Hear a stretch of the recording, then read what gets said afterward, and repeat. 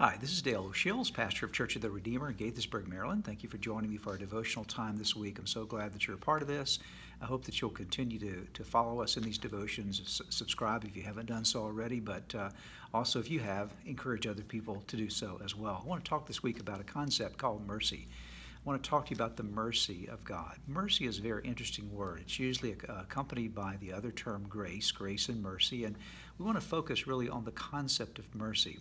Mercy really is an extension of the love of God to us.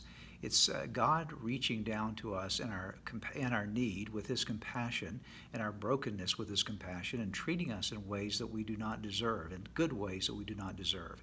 And one of the reasons that God does this for us is because He loves us. The mercy of God is an expression of the love of God. Because God loves you, you can count on Him being merciful to you. What a great promise. I want you to listen to Exodus chapter 34, verse number 6, where Moses was in prayer with God and talked about his relationship with God, and he's really communicating about his encounter with the merciful God. Again, this is Exodus 34, 6. He, that's God, passed in front of Moses and said, I am the Lord, the merciful and gracious God.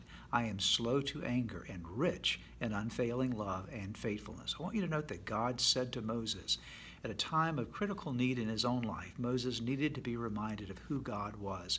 And God says, Moses, I want you to know who I am. I am the Lord, and I am the merciful and gracious God. Note those two terms together, mercy and grace. I am merciful to you, and I am gracious to you. I am slow in anger. I am rich in unfailing love and in faithfulness.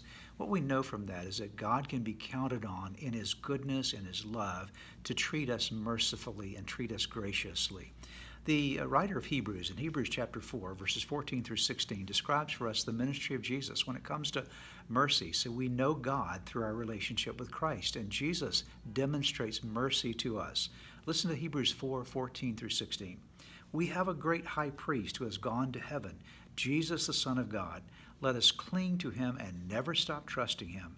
This high priest of ours understands our weaknesses, for He faced all the same temptations we do, yet He did not sin.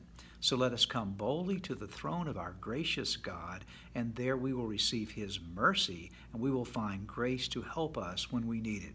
Notice again those two words, grace and mercy. He is the gracious God, and because He's a gracious God, He extends to us something that we can receive in life, and that is His mercy. So what I want to encourage you to do today is to receive the mercy of God, to know that God is merciful to you, that God is reaching down to you in your need, in your brokenness, in the failures of your life, and the things that you know that you need His help with. He says, I love you, and because I love you, I'm merciful to you. Trust in, meditate upon, and reflect in the mercy of God in your life today.